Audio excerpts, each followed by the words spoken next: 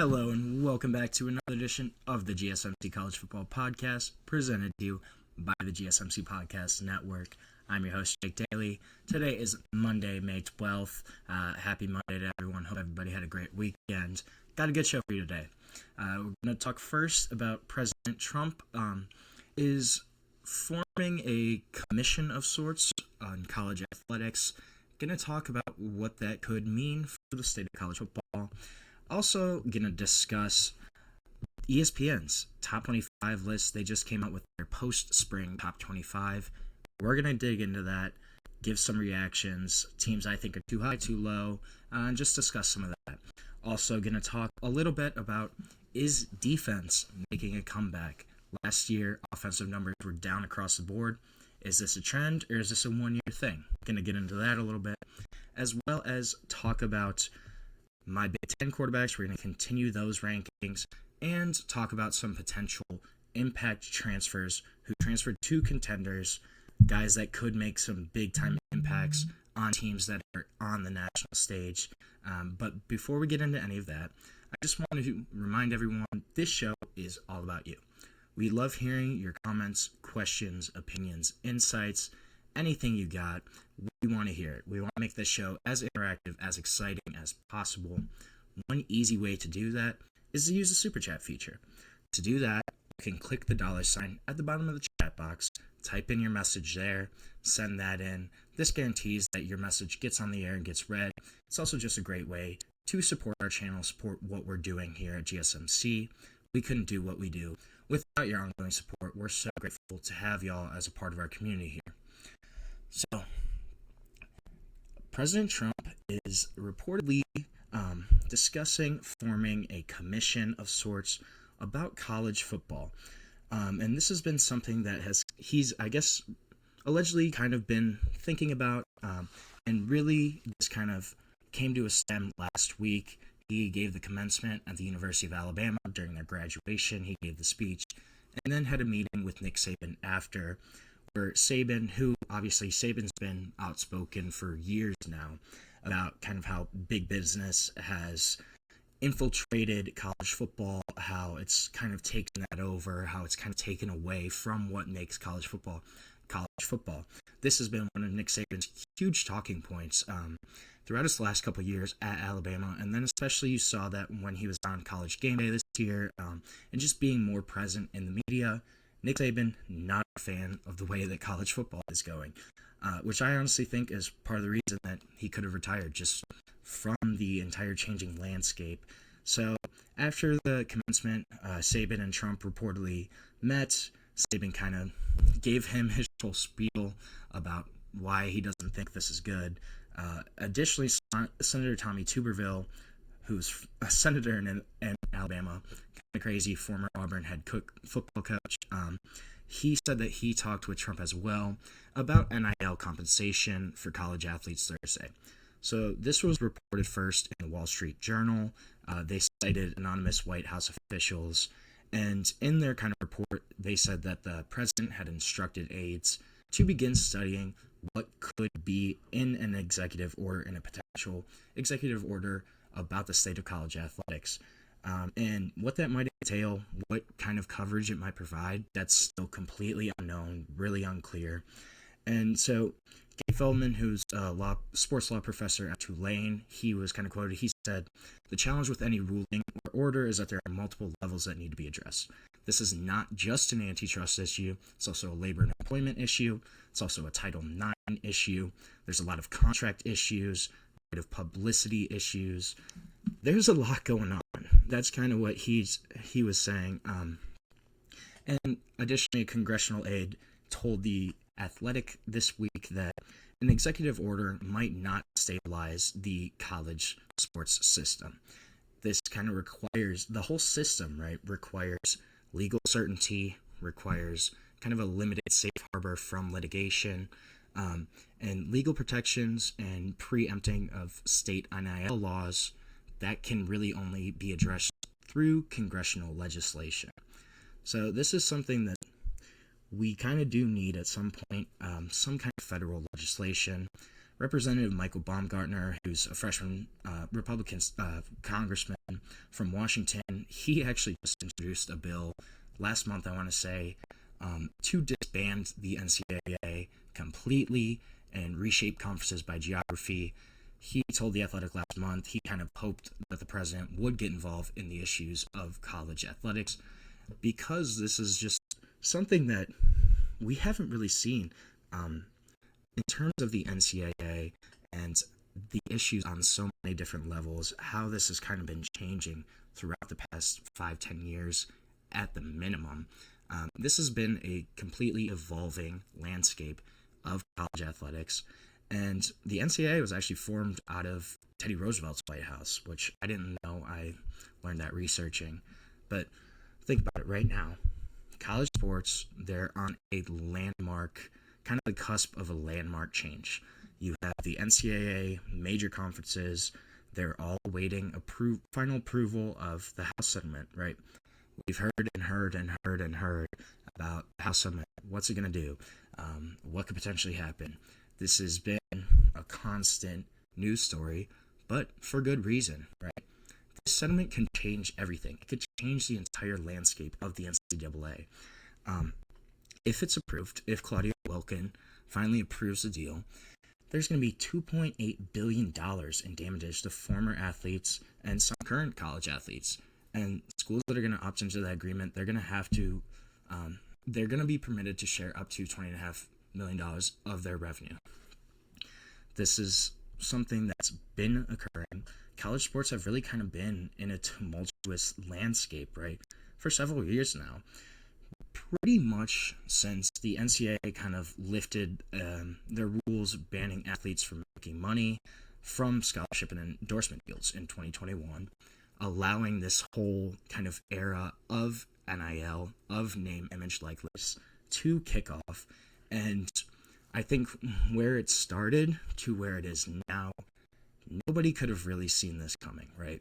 You start in 2021, you have guys, with car dealership sponsors or stuff like that, local food restaurants, kind of stuff in the community, stuff that's obviously not super lucrative, but little perks for athletes that just kind of go on top of that.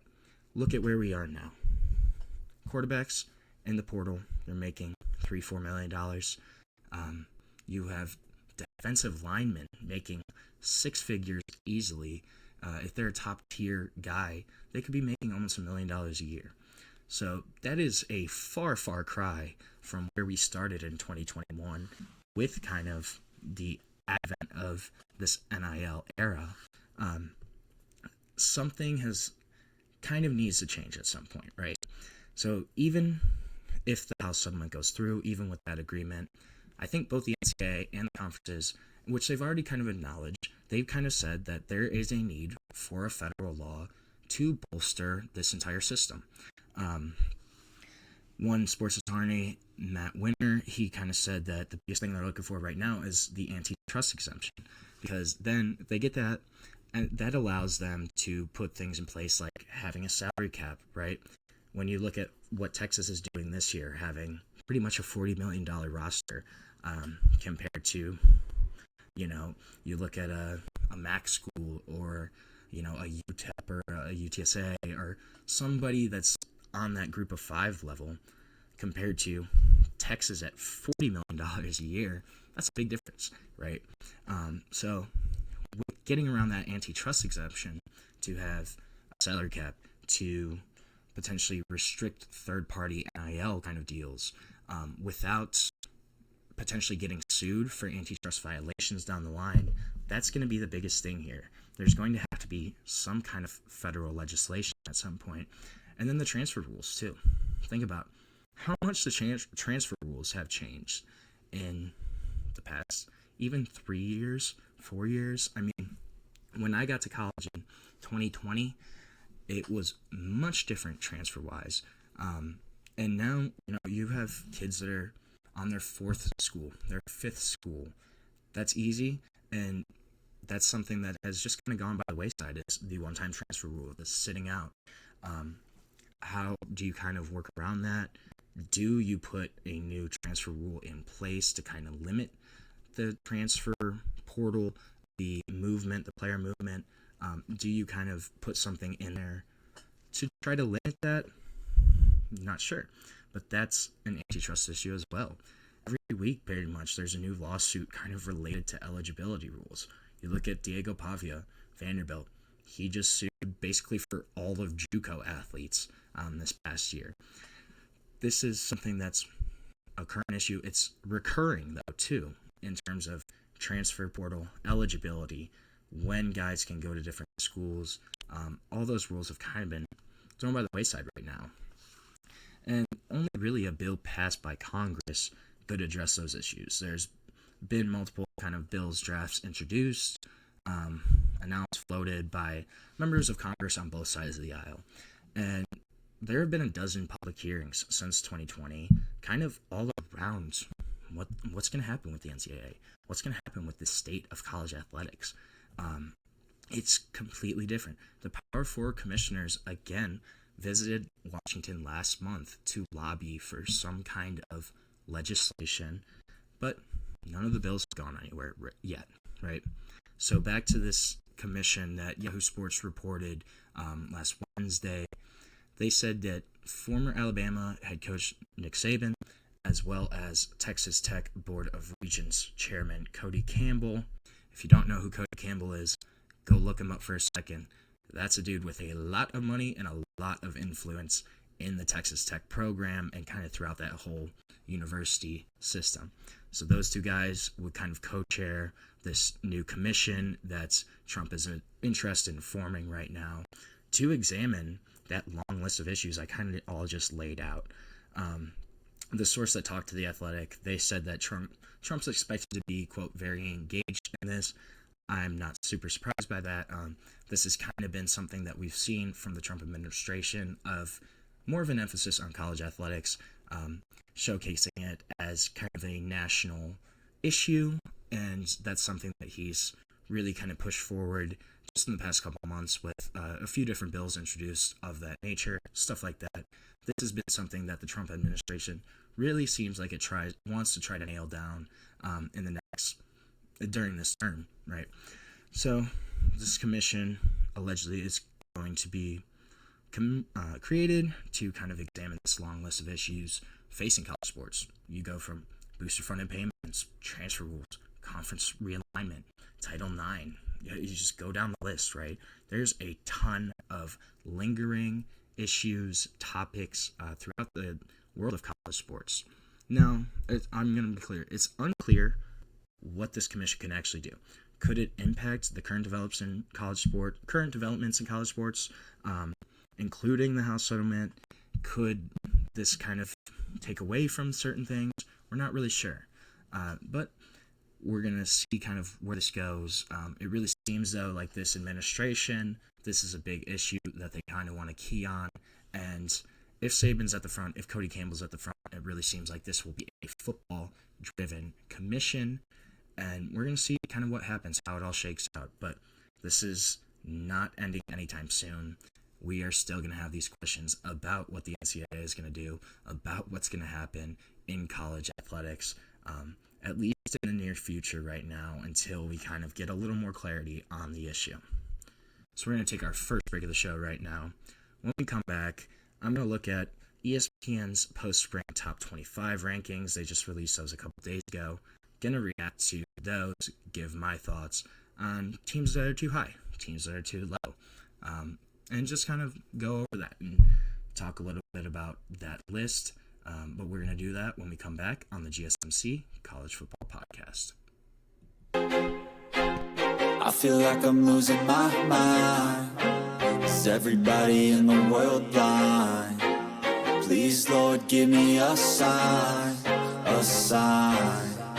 I feel like I'm losing my mind. Is everybody in the world blind? Please, Lord, give me a sign, a sign. I wanna be the greatest. Everybody on the fake shit. I look around and feel like everybody is the fakest. I make this every day and I'm impatient, hoping one day I blow up from the basement. Statement, the top is so vacant. I don't hear shit that I think is amazing. Waiting for my day when I'm playing sold out shows for 1,000 faces. Hey, give me that crown, get in my way and to be put down. It ain't your place, all this my town. If I want that shit, then I'll get it right now. I'm losing it, the noose it fits, I'm losing shit, a stupid myth. You choose to live or choose to dip, you choose to fight or lose your grip and lose a gift. Oh, I feel like I'm losing my mind. Is everybody in the world blind? Please, Lord, give me a sign, a sign. I feel like I'm losing my mind. Is everybody in the world blind? Welcome back to the GSMC College Football Podcast, presented to you by the GSMC Podcast Network. On this Monday, May 12th, just discussed the potential of a presidential commission on college athletics. Going to transition to ESPN's top 25 list. They just released their post-spring list, kind of after practices have ended, the portal is over, where they think teams are at. So, before we get into that, though, I just want to remind everyone, this show is all about you. We love hearing from you. We want to make this show as interactive, as exciting as possible. One easy way to do that is to use the Super Chat feature. To use the Super Chat feature, all you have to do is click the $sign at the bottom of the chat box, type in your message, comment, question, opinion, hot take, whatever you got in that box, send that in. This guarantees that your message gets on the air, gets read live. It's also just a great way to support our channel, support what we're doing here at GSMC. We couldn't do what we do without your ongoing support. We're so grateful to have y'all as a part of our community here at the GSMC Podcast Network. So, ESPN, their top 25. Now, ESPN kind of, I go back and forth on what some of their lists, some of kind of what goes on. First, before I want to do the top 10 and see who they had in the top 10. So, at 10, they had the BYU Cougars. Number 9 was the Alabama Crimson Tide. Number 8, the Oregon Ducks. 7, the Notre Dame Fighting Irish were there.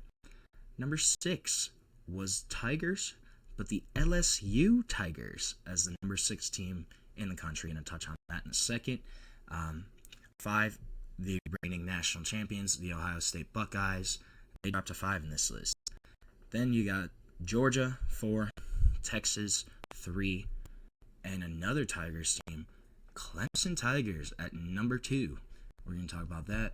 And then they have Penn State at 1, which honestly, I think makes a lot of sense. For Penn State to be number 1, you're returning a ton of production. You have Drew Aller coming back. You have Katron Allen coming back. Singleton coming back. Added a couple transfers. One of them I'm going to talk about later, and Trevor Pena. But you added some guys that can kind of supplement those big stars.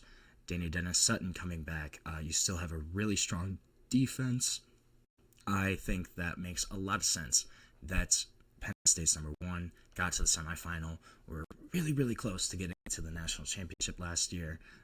Just kind of threw it away at the end of the game, but it makes a lot of sense. I think Penn State's number 1 in the preseason. In terms of returning production, stuff like that, makes sense. Now, Clemson at 2. Clemson at 2, really? I don't know. I don't really love this. I understand why. I'll say that. They do have Klubnik coming back. You have a stacked receiver core and Antonio Williams, Bryant Wesco. You have a really experienced offensive line all coming back. So this offense really should produce fireworks this year. Kind of don't really have a 2-player attack at running back. That's kind of one of their biggest concerns, issues right now, coming out of the spring. And then Dabo Swinney did make a big move to kind of shore up this defense, which they were second to last in the ACC last year in terms of stopping the run. They gave up 160 yards per game on the ground last year, which is pretty brutal if you consider the talent that Clemson has on that defense. Some of the guys in TJ Parker, just some of those other big-time players on defense being second to last in the ACC in terms of run defense, is really, really rough. But they make a big move. They bring in DC Tom Allen from Penn State, actually. So they lure him away. That's a big move. But are these moves really enough to rank them higher than guys, more proven contenders in the past couple of years, right? If you look at Clemson and the history of this college football playoff era, obviously they kind of dominated those early 4 to 5 years, right? They were pretty much in almost every year, had some really great teams. But in this NIL era, since kind of 2020, 2021, Clemson has really fallen. You have Texas, Georgia, Ohio State, Notre Dame, Oregon, right? Clemson ahead of all those teams, that just, it really doesn't make sense to me. I want to see them prove it more. I think maybe if they had won a college football playoff game last year, okay, I could see it, right? Yeah, maybe that makes sense, but they didn't. And this is a team that barely snuck into the playoff last year. And ESPN has them as the number 2 team in the country right now. I don't really buy that. We're going to see what happens when the season starts. But I don't buy Clemson at 2. Another team, LSU at 6. Really? The other Tiger team? No, I will say, there is absolutely no reason that LSU should not be in the thick of the SEC race, of college football playoff race, because the talent that they have on that team. And Brian Kelly brought in 18 guys in the portal, right? And a bunch of them are plug-and-play starters. The latest one, A.J. Halsey, I talked about a couple weeks ago, all Big 12 safety at Houston, gonna slot right in and be a big-time contributor for that team. But really, I mean, LSU, yes, they do have Garrett Nussmeier coming back, which I think he's a super underrated quarterback in terms of national media, in terms of the coverage he gets. I think Garrett Nussmeier is really underrated. And they did bring in Barian Brown from Kentucky, Nick Anderson, Oklahoma, should bump that wide receiver core. But again, their defense was brutal last year. They're going to score a bunch of points this year, obviously on offense, but that's a huge question mark for them. They were 14th in the SEC last year in scoring defense, and that's pretty surprising from an LSU team, just when you consider kind of the guys that they normally have. You still have Harold Perkins, which is an absolute freak on that defensive line. I don't know, I think they for sure have the talent of a top 10 team in the country. I just want to see them actually kind of prove it. Since Brian Kelly's been there, they haven't really proven it, They have, they've been okay. I don't think this hasn't been the LSU of past, right? Where, I think Coach O got kind of a break with that Burrow run in 19, but LSU is super strong consistently, and we just kind of haven't seen that same fight, that same grit from these LSU teams under Brian Kelly. I want to see them actually win something under Brian Kelly before you give them the number 6 slot in the nation in terms of teams, right? And you even look at teams that they have ranked behind them. Alabama's at 9. You look at Alabama, even last year, Alabama had a tough year, but they still won 9 games. And that was in Kalen DeBoer's first year as a head coach, a guy that's a proven winner as a head coach. You really think LSU is a better team than Alabama? I don't know. I kind of question that. And then Oregon at 8. Really? This is a team that went undefeated in the regular season, won the Big Ten in their first year in the Big Ten, has consistently had huge recruiting success, as, yes, they had a tough first-round matchup in the college football playoff. They kind of got, I'm surprised that they got the matchup they did in Ohio State. That was a pretty rough draw for Oregon. I think that was something, part of the reason that the college football playoff format is, again, under discussion is you had the number 1 team, the number 1 seed in the country, end up having to play one of the most talented teams in the country in terms of, instead of one of the lower ends of that kind of bracket. And then, they're replacing Dylan Gabriel, but you have continuity with your offensive coordinator.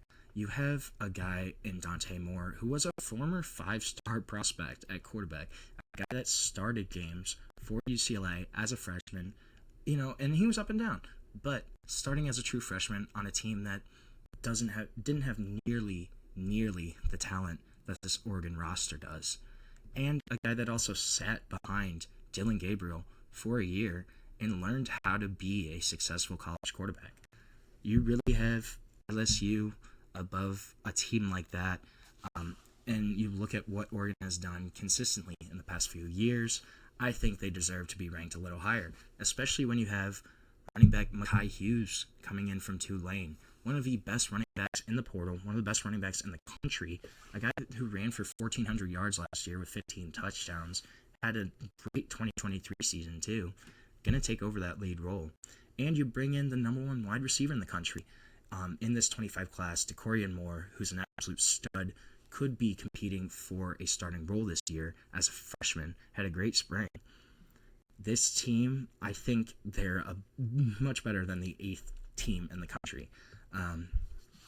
Another question I kind of had was Illinois at 11, Indiana at 17. Okay, so yes, I think Illinois could be a better team than Indiana this year. They won 10 games last year for the first time since 2001. You bring back a bunch of your production. Only Clemson and Arizona State have more returning production than Illinois this upcoming season. Illinois is returning 76% of their returning production from last year, so that's huge. You have quarterback Luke Altmaier, all 5 starting offensive linemen, entire secondary, star linebacker coming back, but I don't know if I would have them ranked above Indiana. So yes, I think Illinois is a better team than Indiana. I will say that. I just don't know. Will they live up to that talent level? Will they live up to those expectations this year? And then you have Kurt Cignetti's presence at Indiana. Indiana brought in Fernando Mendoza this year, another stud quarterback in the portal. They kind of reloaded. They still have Elijah Surratt. I think Cignetti's presence, kind of paired with Indiana's performance last year, says that they should be ranked higher than Illinois.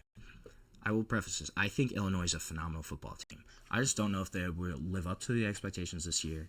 And if you look at, these are projections, right? I would project Indiana to be better.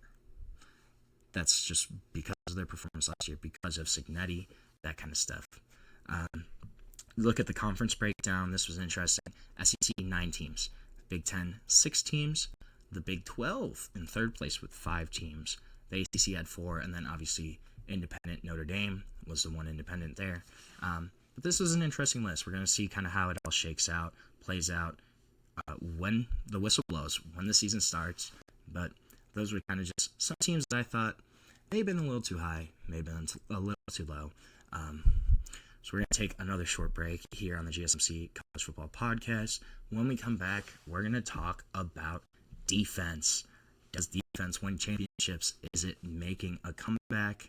Kind of looks like it after the 2024 season. We're going to discuss why and discuss if that's true when we come back on the GSMC College Football Podcast. Looking for your daily fix of sports talk without having to pay for it? GSMC Sports Network is available on YouTube. Just search GSMC Sports Network.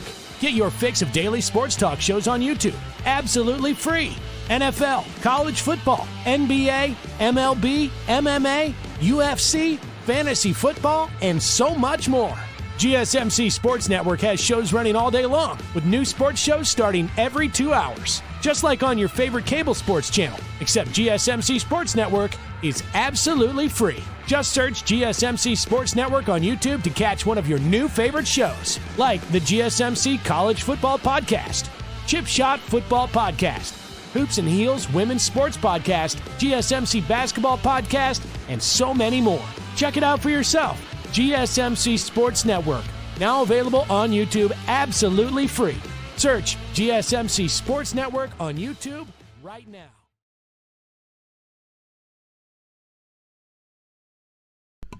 Welcome back to the GSMC College Football Podcast, presented to you by the GSMC Podcast Network. just touched on ESPN's most recent top 25 list. Do I agree with it? Yes and no. But looking at the defending national champion, the Ohio State Buckeyes, who came in at 5th on that list, a big reason that they won the national championship last year was because of their defense. I want to talk about, is defense back? Is it coming back? This has been the past decade or so where offense has taken over college football. Offensive explosions. You look at traditional kind of defense run-heavy teams, LSU, Alabama, Georgia, those SEC teams. They've all modernized their offense, all kind of go shotgun, passing more, and that won them national championships in the past decade. But the takeover stalled in 2024. Points and yards have been trending down, especially at the top of, when you look at the blue bloods, the cream of the crop. Per True Media, so the teams in last season's AP Final 5, so that was Ohio State, Notre Dame, Oregon, Texas, and Penn State. Those 5 teams averaged the fewest points per game by the final top 5 since 2006. Came in just under 35 points per game. And then they also had the lowest yards for the top 5 teams, offensive yards total per game. They had just over about 426, but that was the lowest since 2009. So we're talking about fewest points per game, fewest yards in a long time. And you look at kind of, right, I said, Georgia, Alabama, LSU, they all have modernized their offense. That's all been a big point of competing in the past decade of college football is offense. And even Kirby Smart, right? Kirby Smart's a defensive guy, played DB, was a defensive coordinator. He even acknowledged at one point that the, defense wins championships, that axiom, that's really doesn't hold true anymore. It's not really the case anymore. But you look at last year in 2024, defense made a comeback. All 4 of the semifinalists last year were in the top 11 in the country in terms of defensive yards per play. And this was a year after only one semifinalist in 2023 was in the top 10, and that was champion Michigan. So what happened, right? Have DC's finally just kind of caught up to the trend? Has the offensive kind of revolution hit a wall, or is it just kind of a matter of time right now? I think there's a couple different factors, right? So when we look at one of the big things here is the new clock rules, right? So 2 years ago, the NCAA Football Rules Committee, they installed rules aimed at shortening games. I don't know how they shorten games. If you go to a college football game live, it takes forever in terms of the TV timeouts, in terms of just getting through a series. It takes a long time. But so they install these rules aimed at shortening the games for safety reasons and also to help more games fit into the TV windows. Shocker there. They wanted to fit into the TV windows. But the clock didn't stop on every first down, and so that was one of the big things there was, you look at previously in college football, every first down the clock stopped, which was a big advantage to certain teams. But so that was a huge rule change that happened 2 years ago, kind of got implemented. And so obviously, naturally, there's going to be fewer plays. There's going to be fewer drives. There's going to be fewer chances to score. And nationwide, last season, saw the fewest plays per game, fewest drives per game in 20 years, since 2004. The final 5 teams in the AP pool, they averaged the fewest offensive plays per game. I already said they averaged the fewest offensive yards, but averaged the fewest offensive plays per game of any top 5 since 2006. Also, fewest offensive drives per game in the past 20 years, as far back as we can kind of get that data. So this is something we haven't really seen in a while. And so Manny Diaz, obviously the Duke head coach, longtime defensive coordinator in a bunch of different conferences. Duke last year, they had the ACC's 3rd-ranked defense in yards per play, and they also played Ole Miss and Miami last year. to the two top offenses in the country. Manny Diaz kind of said he thinks it's mainly about the clock rules. He said the easy answer is just the game has slowed down. Clock rules, you have limited snaps. You just don't have as many opportunities to gain yards, to score, to go on offense. It's kind of like they're not playing as many innings as they used to, right? If you throw in a baseball reference there, you go from 9 innings to 8. So it would make sense, right, that yards are down just because of the clock rules. But then you can also look at the portal and the transfer and the college football playoff, and then another feature that kind of came back, the huddle. Everyone remembers a huddle, right? I mean, we haven't seen it in like 5-10 years now in college football, it seems like. But the huddle came back last year. I love the huddle.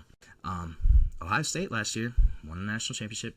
They huddled more on their way to winning the national championship, and that was kind of a strategy.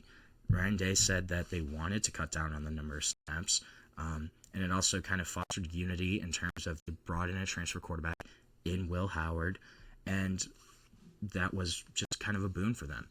But Ohio State wasn't alone in this. If you look at those top 5 teams again, they went no huddle about 30 plays per game this past season, and that was 7 fewer plays on average per game than those top 5 teams had in any season since 2014. So a decade plus of just not every other team every other year had ran no huddle more often, and that's enough for 7 fewer plays on average in terms of their game.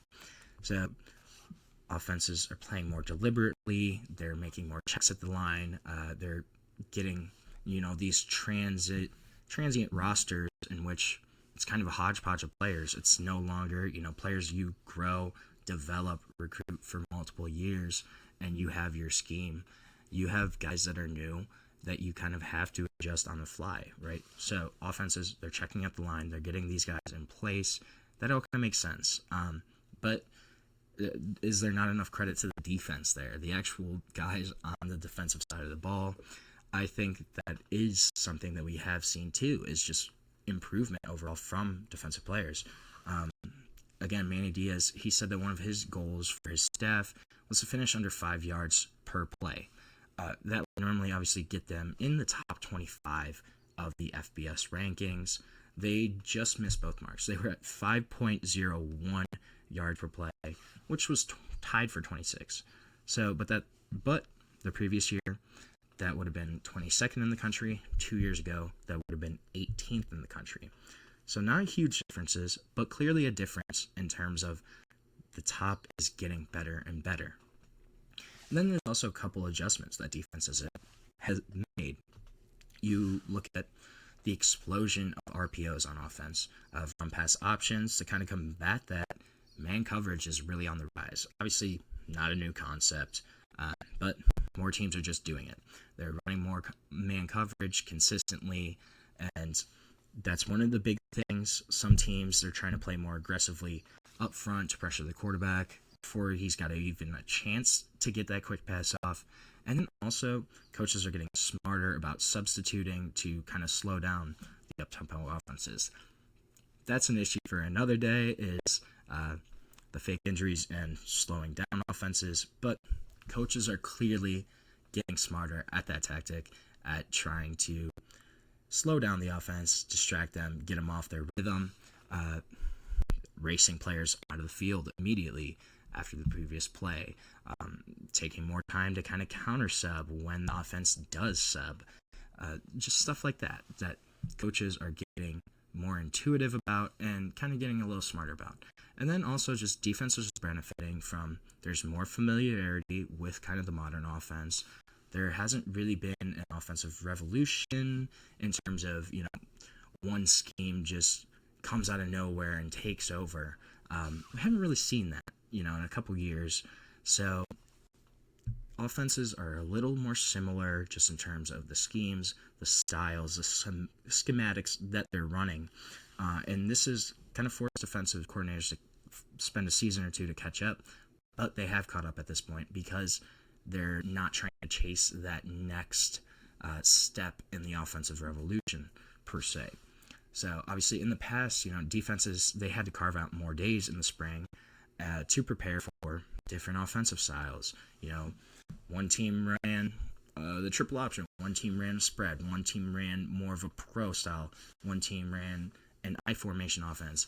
You had a lot of different kind of offenses, and pretty much everybody has gone to a spread offense now, and there's a lot more similarity in those concepts. So now they just kind of have time to hone in on, the one or two kinds of main offense, hone in on that, and get your fundamentals right. So they're just playing off of instinct at that point. And then obviously offenses have become faster over time. So one way that defenses could have adjusted is going speed over size, but coaches have kind of said that's not really what happened actually. If anything, you're looking to get bigger to kind of beef up those passing lanes in terms of RPO offenses. You want to clog that for quarterbacks rather than just kind of stockpiling speed. And then obviously the more complicated defenses are, or RPOs are, this faster paced, and then you just really have to recruit high level, high IQ football players. These guys are getting smarter. They're recognizing offensive tendencies more, and it's a big thing. And then another potential here is the quality of quarterbacks. Were the quarterbacks just not as good in this past college football season? Kind of seems like it. But if you look at the NFL draft 2024, 6 quarterbacks to get in the first round. This year, only 2. Everybody was kind of low on this quarterback class. You look at the playoff rosters, there were 5 starting quarterbacks who had transferred in for 2024, including the 2 that were in the national championship in Will Howard and Riley Leonard. So the increasing kind of scarcity of multi-year quarterbacks in a system, could that help defenses, just in terms of, they're more experienced at this point. You have a new starter, even if they are experienced, they're most likely in their first year at that program. Could that help defenses? That's going to be something big to key in on too, in trying to see next year if this trend will continue.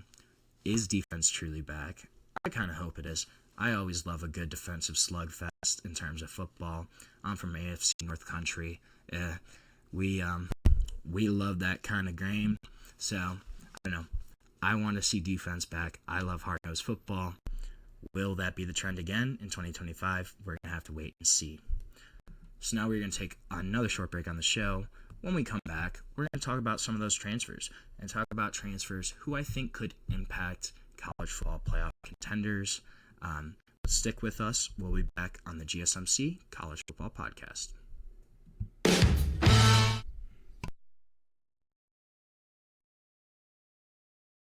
For the best and latest podcasts available anywhere, go to the podcast app on your cell phone and type in GSMC to access free content-rich podcasts on health and wellness, book reviews, sports, entertainment, relationships, social media, movies, technology, finance, and even weird news. Subscribe and download the GSMC Podcast Network's family of shows, available everywhere podcasts are found.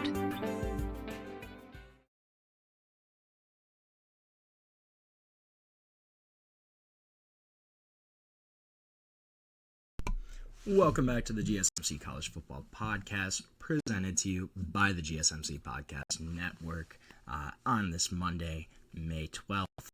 Sorry, everybody. It is Monday. Hope everyone had a great weekend, though. I just talked about defense.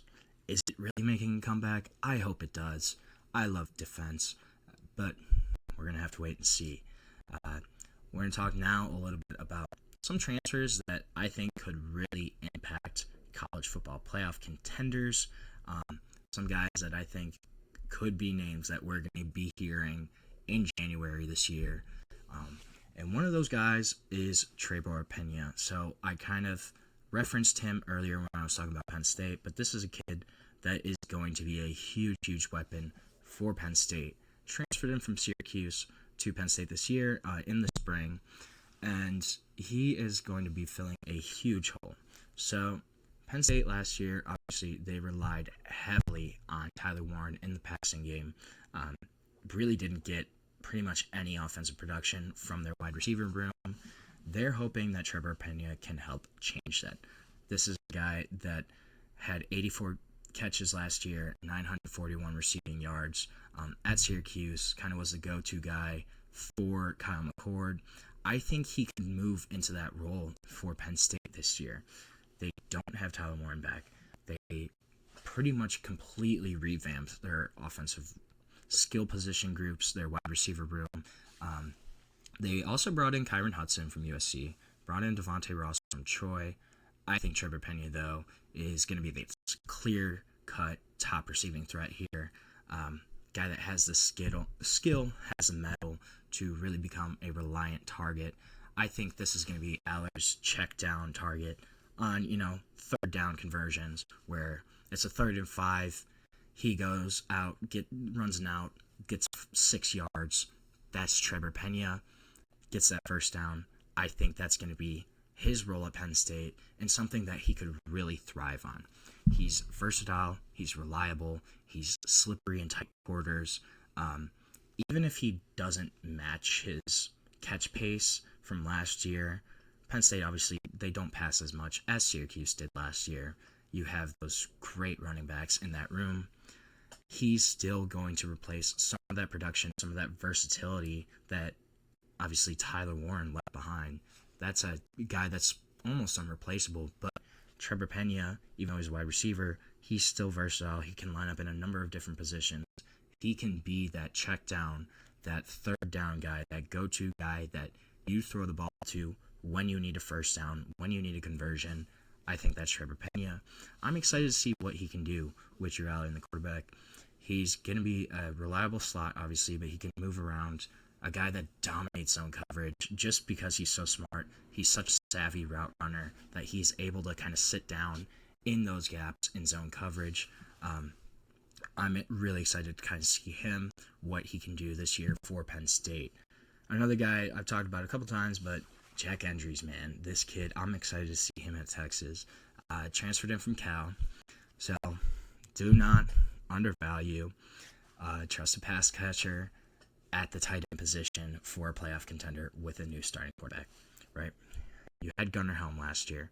Dude that was incredibly productive. 60 catches, 780 yards, and 7 receiving touchdowns. A guy that had a huge year for Texas last season. Jack Andrews is kind of cut from the same cloth, I think. Guy that's got soft hands, explosive potential after the catch, deceptively fast, pretty elusive. He's probably not quite as athletic as Gunnar Helm, but a dude that's agile. He's got really good body control, runs super efficient routes. I'm excited to see him. He's a dude that led Cal in both catches and yards last year as their tight end. And really didn't put up that much. He had about 56 catches, 623 yards. It kind of shows you the state of the Cal offense last year. But Jack Andrews is going to be a big guy. I wouldn't be surprised if his production actually kind of drops a little bit at Texas just because of the weapons that are going to be surrounding him, especially in the wide receiver room. Ryan Wingo, and Mosley the fifth coming in. That's going to be a much stronger wide receiver room than he had at Cal. So I wouldn't be surprised if his actual production kind of drops a little bit, but going to be incredibly vital for Arch Manning, a dude that gives him a safety valve. As Arch is in his first year starting, you need that as out of your tight end position. You just need that as a quarterback, even if it's not a tight end, even if it's a wide receiver, a running back. You kind of need your safety valve, that guy that you can check down to when everything upfield looks like, whoa, I don't know. Jack Andrews can do that for them. A guy that's going to be an every down presence for Texas, will do whatever that offense requires. I'm really excited to kind of see him take over for Gunnar Helm and give Arch that target at tight end he really desperately needs as he transitions to a full-time starter. Speaking of tight ends, another tight end, Max Clare, coming from Purdue to Ohio State. Again, kind of similar reasoning in that you have a first-year starting quarterback. Whether it's Julian Sain, Lincoln Keenholz, I'm pretty sure it's going to be Julian Sain. I'd be very surprised if it wasn't. But you give him an elite tight end to be that safety option, that third down option, super polished route runner as a tight end. And obviously, Purdue, their offense was anemic last year, just brutal. And he still had 51 catches, almost 700 receiving yards, playing on that Purdue offense. Incredibly impressive. Sorry, words are hard, but this is a guy that Purdue utilized in a bunch of different spots to kind of create matchups all around mismatches in the passing game. 6'4", but moves really well, able to adjust to the ball on the fly. Also is going to be playing with a lot more talented guys, should be a more talented quarterback, and a guy that's super versatile. Should kind of I wouldn't be surprised if he doubles his touchdown number this year. Should definitely increase his yards after the catch. You think about Jeremiah Smith, Carnell Tate, Brandon Innes on the outside. You get Max Clare the ball across the middle of the field about 10 yards down. There's going to be nobody there. Just looking at defenses will focus so much on that wide receiver room. Max Clare's going to have easy pickings there as that tight end for Ohio State. And this is a position that Ohio State traditionally has kind of struggled at. They haven't had a ton of difference makers at tight end, but I wouldn't be surprised to see Ryan Day get super creative with Max Clare and move him around, create mismatches, get him on less athletic linebackers in single coverage, try to get him that advantage, and allow him to take over there in the middle of the field as that tight end option. Another guy that's, I think, Louisville's season will depend on is Miller Moss. So Jeff Brom trying to go 3 for 3 on the transfer quarterbacks. Had Jack Plummer in year 1, Tyler Shuff year 2, kind of unlocked both of those guys. Miller Moss, I think, is more talented than both of those dudes. It's actually funny, Miller Moss lit up Louisville in his first ever start, had 372 yards, 6 touchdowns in that Holiday Bowl in 2023 when he started for Caleb Williams, who entered the draft, but wasn't super impressive last year. Was a steady quarterback for USC. Had about 2,500 yards, 18 touchdowns. Did have 9 interceptions, but he only played in 9 games, and so lost the job to Jaden Maeva. But this is a really favorable situation for Miller Moss. He gets to go work with Jeff Brom, who, former quarterback himself, a guy that's had a ton of success. I really respect him as a coach. Then Louisville has been kind of growing and progressing the past 2 years. They have a really strong offense. Colin Lacey at wide receiver, both their running backs, Isaac Brown, those two guys. This is a strong team and a good situation for Miller Moss to walk into. Jeff Brom's going to try to bring out the best in Miller Moss. This is a dude that was a former All-American, smart, battle-tested quarterback, and they're going to rely on him to make smart decisions. He's got to cut down on the turnovers. That's going to be a huge thing here. But I could see him making a big impact there. And if he plays really well, I would not be surprised to see Louisville be a college football playoff contender, be in contention for an ACC championship. That's very much in the realm of possibilities for Louisville.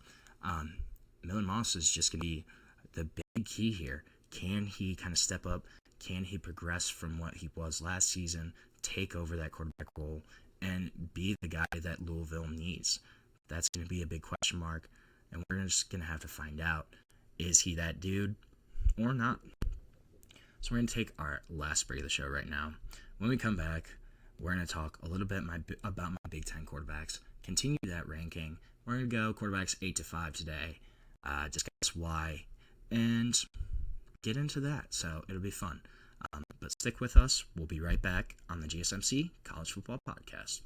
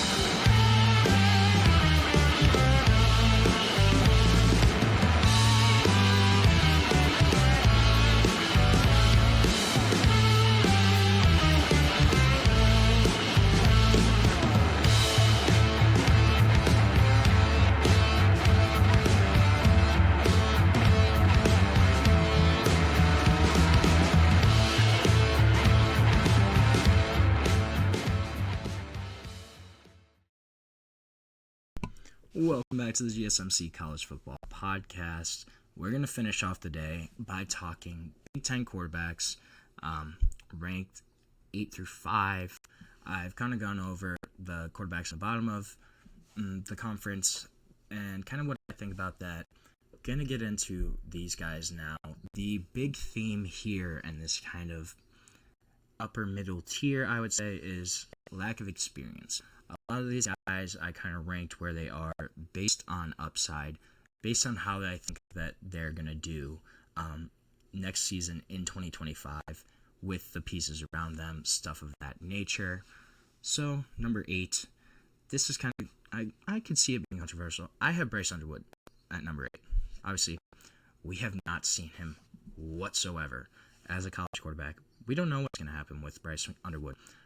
True freshman, hasn't played a single snap for the Michigan Wolverines, but a guy that when you look at the potential, incredibly tantalizing prospect, number 1 overall prospect in his recruiting class, number 1 quarterback by a long shot, a guy that's 6'4", 210, has an absolute cannon of an arm, is going to have to fight off Mikey Keene for the starting job.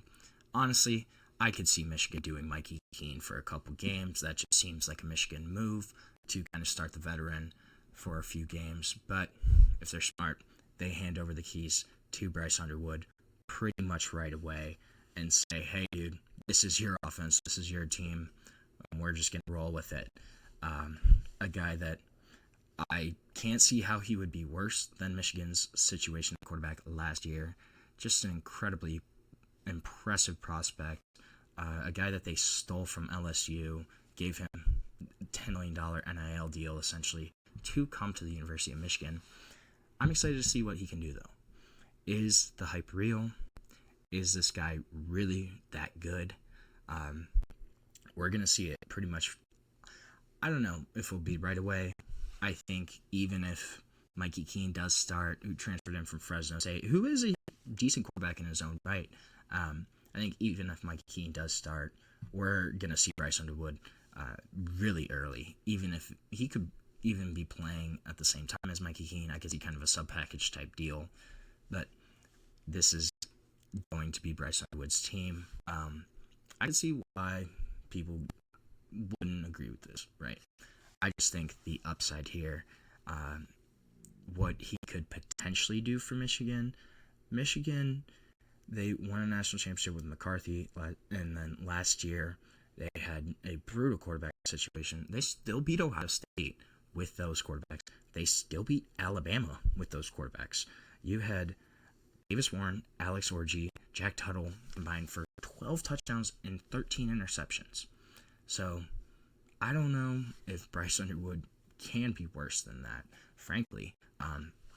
I think this kid's going to be awesome.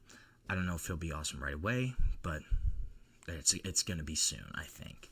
At 7, then, I have Nebraska quarterback Dylan Raiola. Again, I said kind of the theme of this section of these Big Ten quarterbacks is youth and upside. Dylan Raiola obviously started every game as a true freshman last year for Nebraska, a kid that's a legacy recruit, really highly coveted, a guy that flipped a couple times throughout his recruiting process, but started every game last season for Nebraska, led them to a 7-6 record.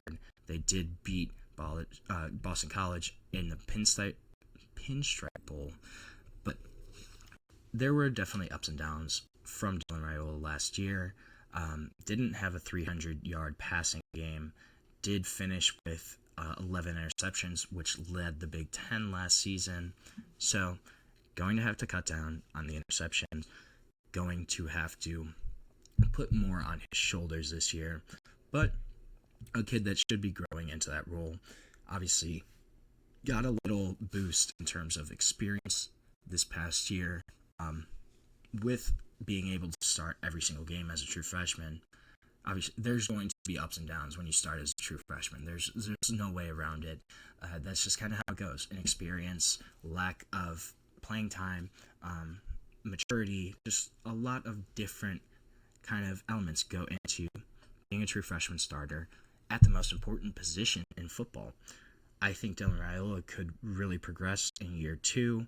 He's going to be more comfortable in that offense. He's going to be more comfortable kind of taking charge of that Nebraska program, and I'm excited to do it. I think this is a team that's a really big question mark for me because I think Nebraska has a huge range on how their season could go, and a lot of that is probably because of Dylan Raiola. If he struggles again, they might be a 5 or 6 win team, but if he really takes that next step forward, I think Nebraska is an 8 or 9 win team. That's a big kind of gap there, and it's going to be on Dylan Raiola. I like, though, the potential of Dylan Raiola. I think coming in as a starter year 2, that's going to be a big thing for him, getting a full offseason just under his belt where he already knows he's a starter. He can hone on the playbook, really try to emphasize that, and there could be improvement here. But then the 6th best quarterback, again, another sophomore, but a guy I think is really, really tantalizing quarterback option in DeMond Williams Jr. from Washington. Now, this kid has only started 2 career games, so haven't seen a ton of him. He did lose both those games as a starter, but really showcased some high-end potential in those 2 games. Had 944 passing yards, 8 touchdowns, 1 interception in that time. Had a 78% completion percentage also. And Washington promoted QB's coach Jimmy Doherty to offensive coordinator, so obviously going to have continuity there with this QB coach becoming the OC. That should be a really good bonus for DeMond Williams. And I think this guy is a really big breakout candidate. If you look at what he did in those 2 starts he had, and just kind of the dual threat potential he showed, what he could do with his legs, what he could do throwing the ball, it's a really, really impressive quarterback. He's going to be super inexperienced, but I would not be surprised if DeMond Williams just jumps out of nowhere and starts sprinting out of the gate, kind of jumping into that upper echelon of quarterbacks. That would not be surprising for me whatsoever. This kid is legit. I think he can be a really great starter. I'm more concerned about the team around him at Washington, but I think him as an individual is a guy that's gonna be good at the minimum. Then my 5th quarterback, again, this is a guy that doesn't have a lot of experience. I'm going off of upside and potential here. Dante Moore at Oregon. I think he's going to be awesome.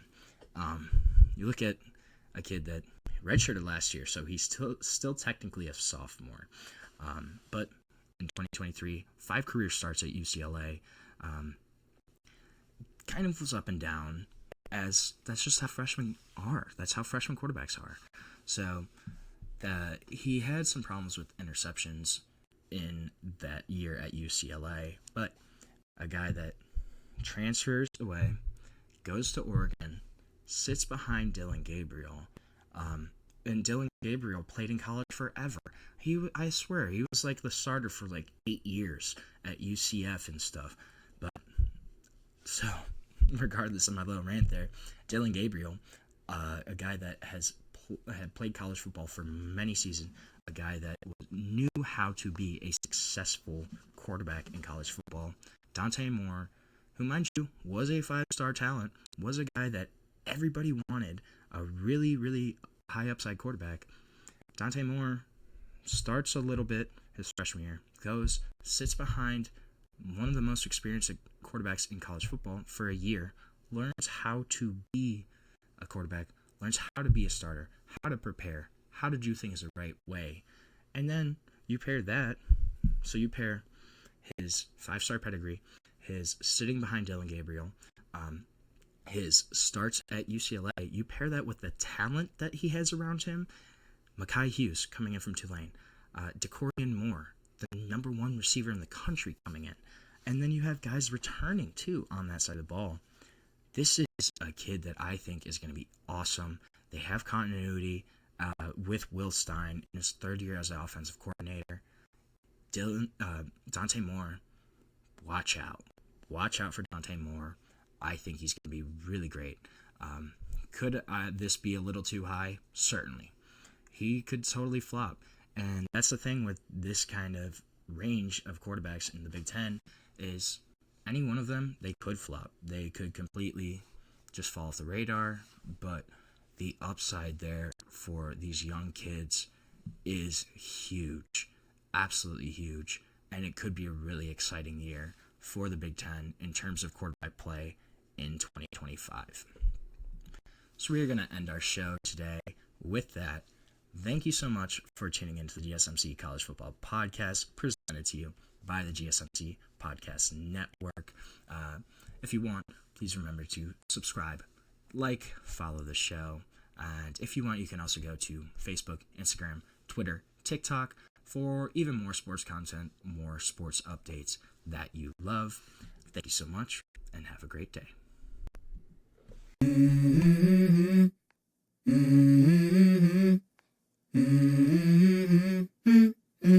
Let's go. I wake up to a little bit of drool on my pillow, feel like it's gonna be a bad day. Yeah, I'm tired of shit, and the coffee ain't hit yet, damn, ain't that great. I don't wanna go to